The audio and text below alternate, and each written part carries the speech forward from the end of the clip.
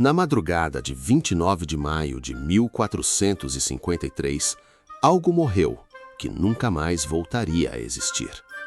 Não foi apenas uma cidade que caiu, foi uma ideia.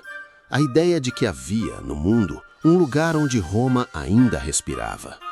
Por 1100 anos, Constantinopla resistiu.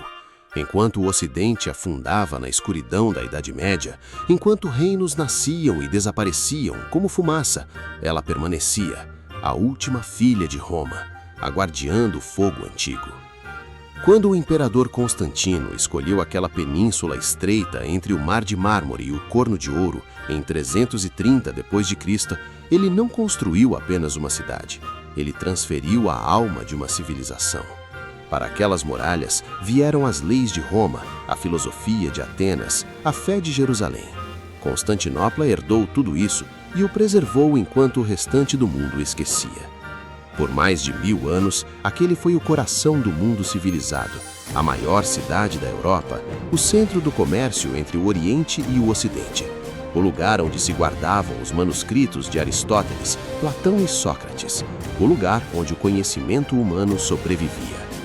Mas nenhum império dura para sempre, e em 1453, o destino de Constantinopla já havia começado a ser escrito por um jovem de 19 anos, que dormia com mapas espalhados ao redor da cama, que estudava latim e grego para entender os inimigos que pretendia derrotar, que cresceu obcecado por uma única cidade. Uma cidade que, segundo ele, deveria ser sua. O nome dele era Mehmed, e a história o chamaria de o Conquistador. Em 1451, Mehmed II assumiu o trono otomano pela segunda vez. Tinha 19 anos. Seus conselheiros o subestimavam. Os líderes europeus o ignoravam. Achavam que aquele jovem impulsivo seria fácil de controlar, fácil de manipular. Estavam errados.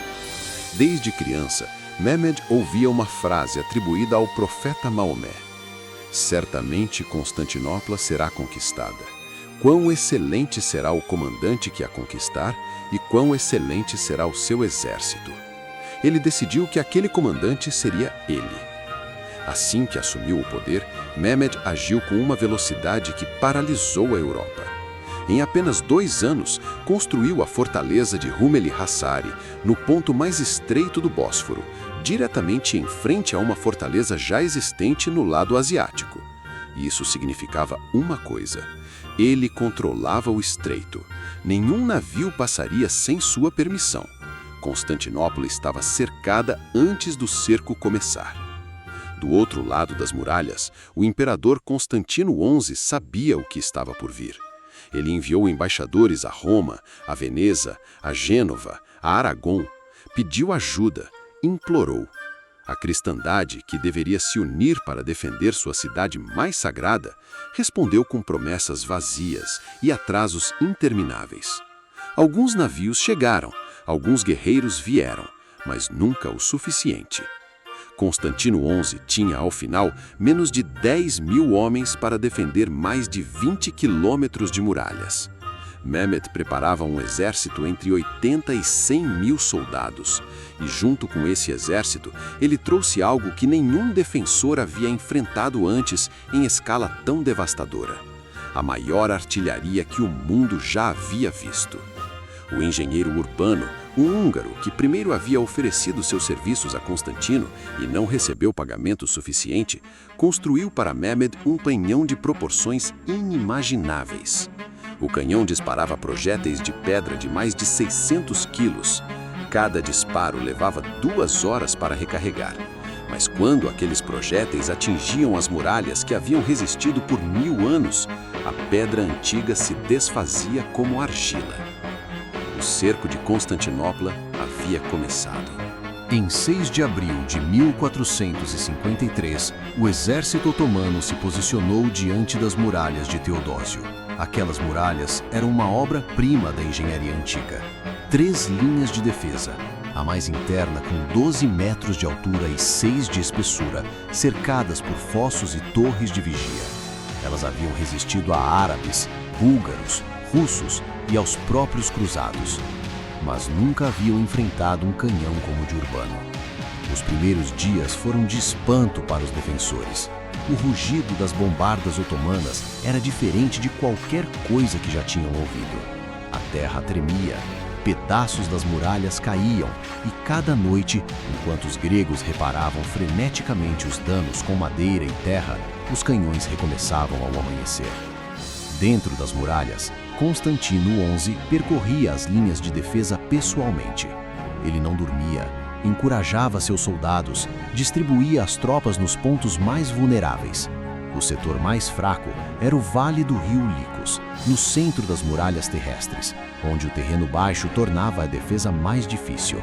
Era exatamente ali que Mehmed concentrava seus ataques. No mar, Constantino havia bloqueado o Corno de Ouro com uma enorme corrente de ferro que impedia a frota otomana de penetrar pela via aquática. Por semanas, aquela corrente manteve o flanco norte protegido. Mas Mehmed não era homem que aceitava obstáculos.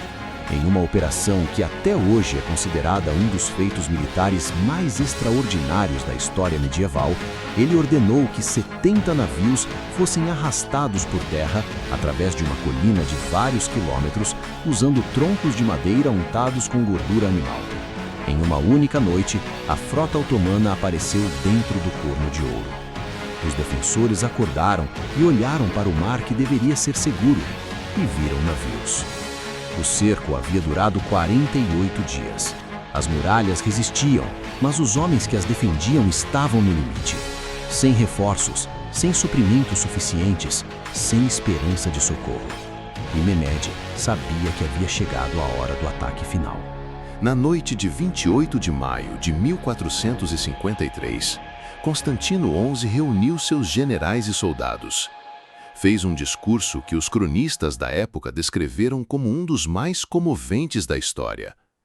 Ele disse que morrer em defesa da fé, da pátria e do imperador era glorioso e nobre. Disse que preferia morrer a ver a cidade cair. Depois, percorreu as muralhas uma última vez. Dentro da Hagia Sofia, a Basílica de Santa Sofia, uma cerimônia religiosa durou até o amanhecer. Gregos ortodoxos e católicos romanos, que décadas antes haviam se dividido em disputas teológicas amargas, rezaram lado a lado naquela noite. Sabiam que podia ser a última vez. Do lado otomano, Mehmed também se preparava. Havia prometido a seus soldados 3 dias de saque, conforme a tradição militar da época. Os homens estavam prontos, famintos por vitória depois de 7 semanas de cerco. Ele percorreu as linhas, examinando as posições, calculando o momento exato. Na madrugada de 29 de maio, entre 1 e 2 da manhã, Mehmed deu a ordem. O ataque começou com as tropas irregulares, os Bashi-Bazuks, homens de várias nacionalidades que não eram soldados treinados, mas que serviriam para exaurir os defensores. Por horas, aquela primeira onda bateu contra as muralhas e foi repelida. Os gregos resistiram. Mehmed a recolheu. Então vieram os anatolianos, tropas regulares mais bem treinadas. A batalha ficou ainda mais intensa. Os defensores, mesmo exaustos, mantinham as posições. Constantino lutava ao lado de seus homens. E então, Mehmed lançou o que guardava para o momento certo.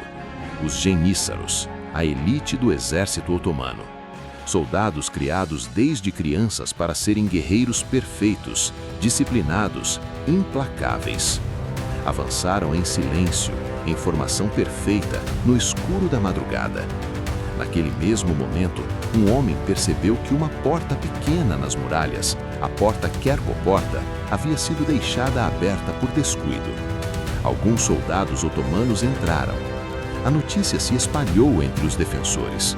Os turcos estão dentro das muralhas. E aquilo foi suficiente para quebrar o que restava. O pânico se espalhou mais rápido do que os soldados otomanos.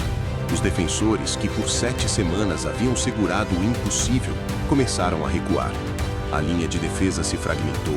Uns tentavam combater, outros corriam em direção ao porto, desesperados por um navio, por qualquer saída. Constantino XI, paleólogo, o 15º e último imperador de Bizâncio, viu tudo aquilo acontecer. Segundo os relatos dos poucos sobreviventes que depois escreveram sobre aquela noite, ele arrancou os ornamentos imperiais do manto.